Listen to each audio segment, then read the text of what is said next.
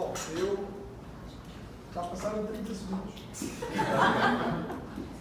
O professor Mário sempre muito pontual nas suas orientações, né? Mas nós vamos lá porque eu prestei muita atenção na sua apresentação. Na verdade, as 3 apresentações que foram feitas, elas se dialogam de forma muito vertical, né? Mas eu chamaria a atenção, e aqui tem já alguns apontamentos que eu faço, as suas reflexões, né? Assim, de uma certa forma, participamos dessa construção de ideias também, né, durante todo o seu período da agregação e tudo mais. Mas tem algumas questões aqui a serem consideradas a partir da minha apresentação, né? Em que eu falo sobre a utopia restaurativa no processo penal brasileiro, né, por uma mudança de paradigmas. E eu vou fazer um diálogo aqui também com um texto do professor Manuel Valente, que falou não em mudança, né, mas em metamorfose. Né? Eu acho que realmente deve haver uma ruptura. Né? Muito antes de haver qualquer metamorfose, haver efetivamente uma ruptura. Isso porque a questão que se coloca, né, o primeiro ponto que eu devo chamar a atenção, né, eu sou um crítico da justiça restaurativa, tenho certeza que a forma como se pensa no Brasil de justiça restaurativa é uma forma completamente equivocada. Tá? Nós não podemos, o modelo que se pretende ter no Brasil de justiça restaurativa como modelo alternativo, como modelo autônomo, não se adequa, ou pelo menos são premissas, tá? São questões que não se colocam como uma forma de solução das situações do caso concreto. É uma justiça muito pontual. Nós temos que também pensar que a justiça restaurativa não é digamos assim, um modelo pronto e acabado, mas é uma proposta guarda-chuva. Dentro da justiça restaurativa cabe tudo. A Érica Brilhante, que está aqui, é defensora pública, né? Veio aqui a meu convite, eu trabalho na defensoria com práticas restaurativas, pode até discordar de mim, né?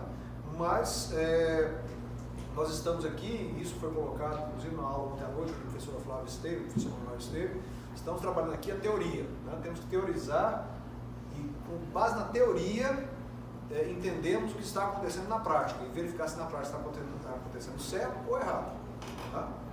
Obviamente nós estamos aqui também para poder fazer nenhuma panfletagem, né, ou denunciar situações irregulares de aplicação de critérios de justiça restaurativa, longe disso. Né?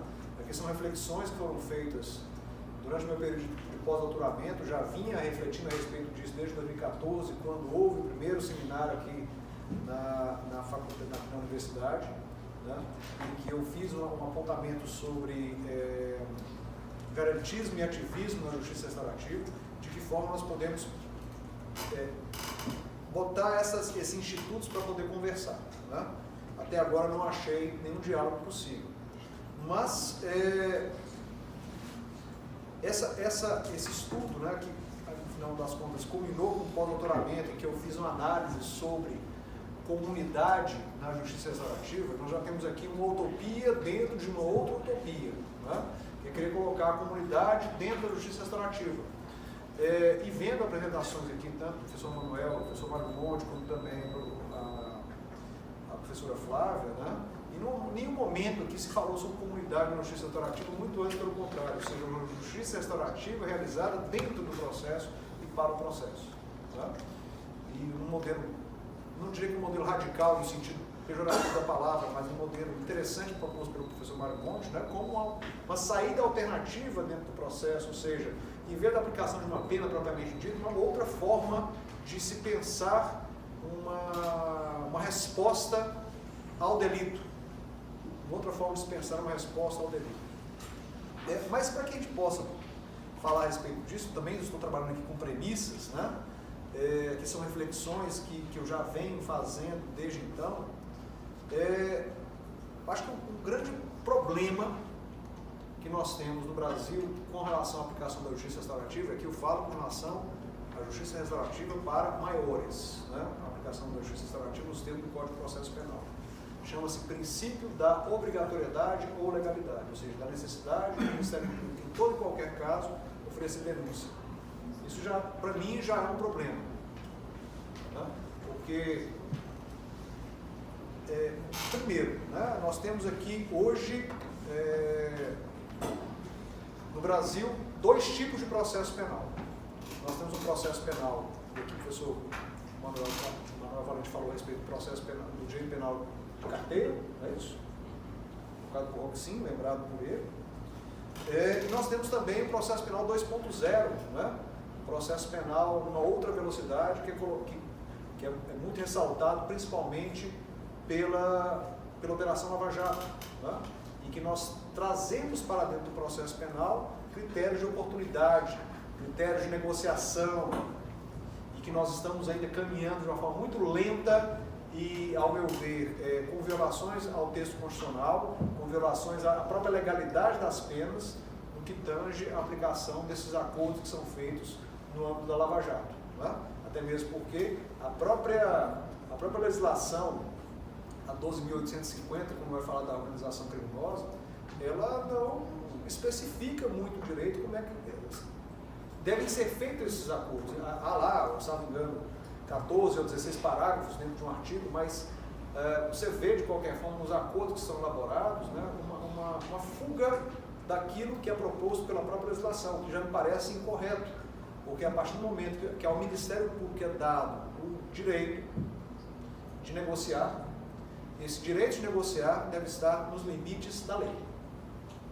Então nós aqui já temos uma questão que parece, pode ser óbvia, mas que me parece que deve ser ressaltada a todo momento, porque nem é tão óbvio assim.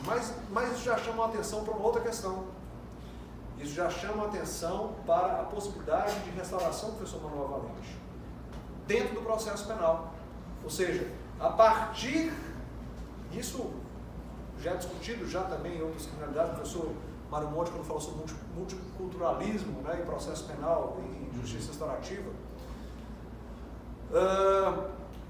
já ressalta a possibilidade de o processo penal, a justiça restaurativa ser alcançada também em outras praias que não só a dos crimes pequenos, que a professora Flávia falou aqui, a dos crimes, das infrações praticadas por jovens infratores.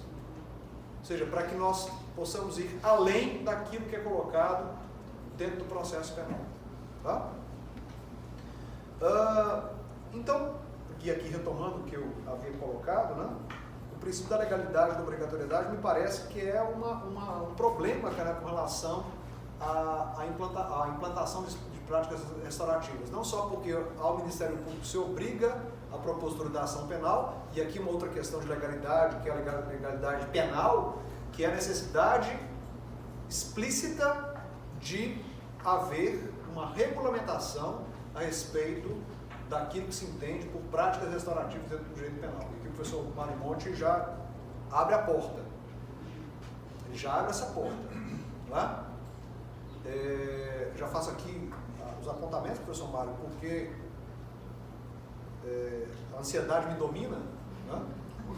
Queria dizer o seguinte, que se não houver uma regulamentação clara na legislação do que tem que ser feito, pode chegar ao absurdo, e aqui já há várias situações, no anedotário forense criminal, de um juiz que, além de aplicar uma pena ao réu, pediu que ele rezasse por ele e pela família dele 10 Pai Nossos e 10 Aves Marias por dia. Eu estou falando disso.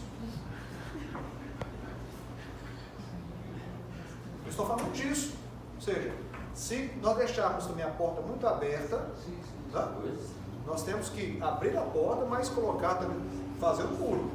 Ou seja, o que vai ter dentro dessa sala que vai possibilitar a realização de acordos restaurativos? Quais são os limites desses acordos restaurativos? E aqui eu faço um resgate que eu falei há 4 anos, quando falamos sobre o garantismo, necessidade, e aqui o garantismo penal, propriamente dito, necessidade de haver limites claros na legislação com relação ao que pertine ao direito penal. E aqui, quando se substitui o direito penal pelo direito civil, nós estamos ainda do direito penal, nós estamos só abrindo uma outra via. Só abrindo uma outra via.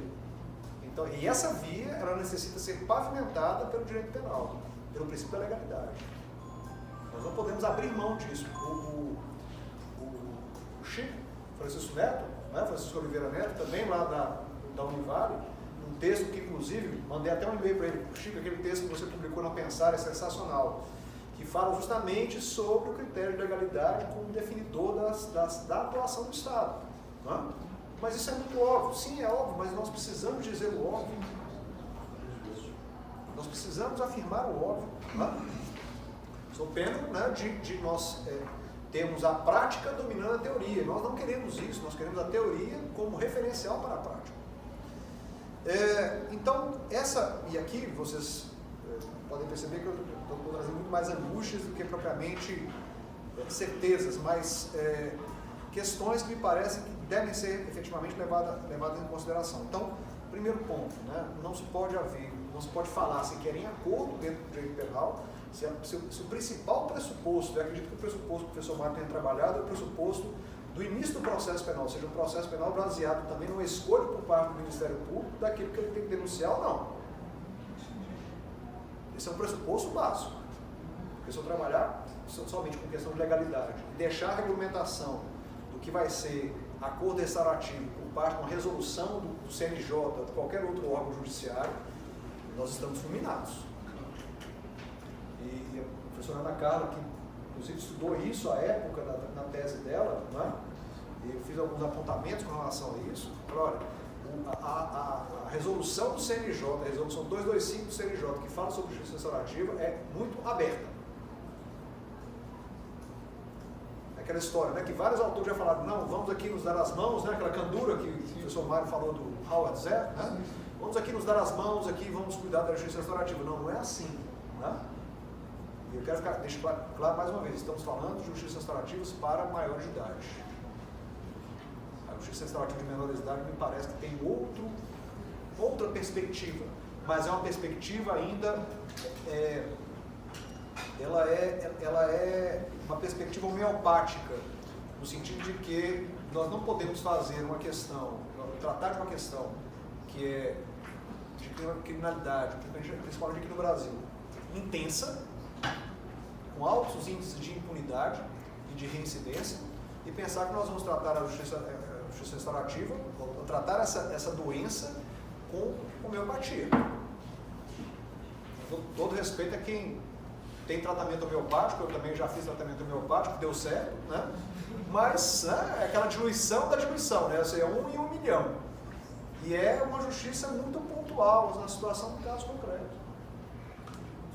Os estudos feitos na Inglaterra e Estados Unidos mostram que a redução dos índices de reincidência que se pretende com a aplicação de justiça restaurativa são baixíssimos. Não superam a reincidência, né? Essa reincidência existe, mas o sucesso que se espera é um sucesso muito relativo. Os índices de sucesso são em torno de 10% a 15%. Ou seja, há reincidência. Essa reincidência existe. Para poder fechar, quanto tempo tem, professora Flávia?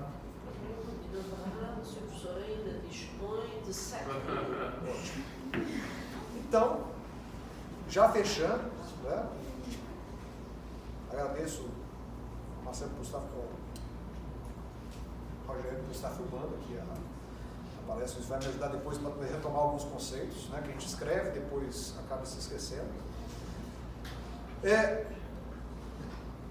Eu tive a oportunidade, como eu disse, de fazer o pós-doutoramento em Portugal, de estudar o sistema de mediação penal em Portugal, de conversar com pessoas que trabalham com o sistema de mediação penal em Portugal, e o sistema, embora seja bastante interessante, ele tem pouca utilidade prática.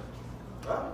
As saídas alternativas dentro do processo penal português ainda são, a possibilidade existe, mas elas são pouco utilizadas. Por quê? Muito aferrados ainda ao sistema normal de processo. O professor Manuel Valente aqui nos deu um relato respeito da sua experiência como oficial de polícia, de como as coisas efetivamente se conduzem. Tá? Ou seja, estamos preparados para isso? Estamos preparados para uma experiência tão radical quanto a do Chile, que mudou todo o seu sistema de justiça. O Chile, que até o ano 2000 não tinha Ministério Público, e hoje o Ministério Público é dono da ação penal, ele decide quando vai denunciar, com limites estabelecidos pela legislação, com controle judicial. Estamos preparados para não ter delegado de polícia? Tá? Estamos preparados para poder ter saídas alternativas dentro do processo, uma fiscalização, porque os modelos que são aplicados aqui de justiça restaurativa, que foram discutidos nessa sala e que são trazidos pelos autores, são modelos de natureza civil, com a negociação feita dentro do processo, com a chancela judicial. E até se recomenda muito, né, os autores mais radicais de justiça restaurativa, principalmente os ingleses e os australianos, eles vão dizer, olha, é o seguinte, para poder ter justiça restaurativa, não pode, para poder ter negociação, não pode ter órgão do Estado envolvido. Isso aqui tem que ser efetivamente privado. Tem que haver uma mediação, um terceiro, para que haja sucesso. Porque se for para deixar na mão do Estado, é melhor deixar na mão do Poder Judiciário. Não é? Isso me traz a uma conclusão possível, não é? De que, sim, existem saídas alternativas. Nós não podemos pensar, nós temos aí um sistema falido, né? O que aconteceu hoje, o que aconteceu domingo à noite no Brasil, no Rio de Janeiro, né? Com a perda quase que total do Museu Nacional no Rio de Janeiro, é um retrato do Brasil, é um retrato do que acontece nas nossas prisões, né? É o país do improviso, nós não levamos as coisas a sério, nós não queremos crescer como nação, né? A imagem que nós temos no Museu Nacional depois do dia, né, só a fachada em pé, é a imagem do Brasil, nós temos só uma fachada em pé, né? Por dentro é só escombro. Desculpem a franqueza, porque eu digo essas palavras, mas é o que me parece. Porque nós precisamos deixar de improvisar. Nós somos então aferrados à legalidade, vamos trabalhar com a legalidade. Talvez aí, levando a sério efetivamente, não, então aqui vamos ter também saídas alternativas dentro do processo. Então vamos regulamentar as saídas alternativas. Mas também, por outro lado, né, e isso é importante, né, para que nós possamos fazer isso, e que sem nenhum apego a um fetiche legislativo, que diria Alberto Binder, né, fetiche penal, mas a necessidade de nós compreendermos, né, o processo penal como instrumento efetivamente de pacificação social. Mas para isso possa acontecer, nós temos que olhar para o nosso modelo e verificar que criar mais crimes, e aí já diria Beccaria há 250 anos, ter mais promotores, mais juízes, mais varas criminais, mais processos, isso não está ajudando de nada. Então nós temos que romper com esse modelo. Então o rompimento efetivamente tem que ser radical. Bom, então vamos pensar daqui para frente o que nós vamos fazer. É uma mudança que talvez nós que estejamos aqui nessa sala não estejamos vivos para poder ver, mas é algo que precisa começar a pensar a partir de agora, né? E pensar também que o processo penal tem caminhos e alternativos. Não faz mal que nós estejamos falando de direito civil dentro do direito penal, não é problema nenhum, mas a questão é estabelecer critérios legais, claros, taxativos de abertura do processo penal. O processo civil fez isso agora, recentemente, em 2015. Então nós temos que estabelecer esse diálogo de fontes, né, de processo civil e processo penal, para ver onde nós efetivamente vamos. Né? E aí com isso deixa essas reflexões para que nós possamos discutir aqui nesses minutos que nos faltam. Muito obrigado.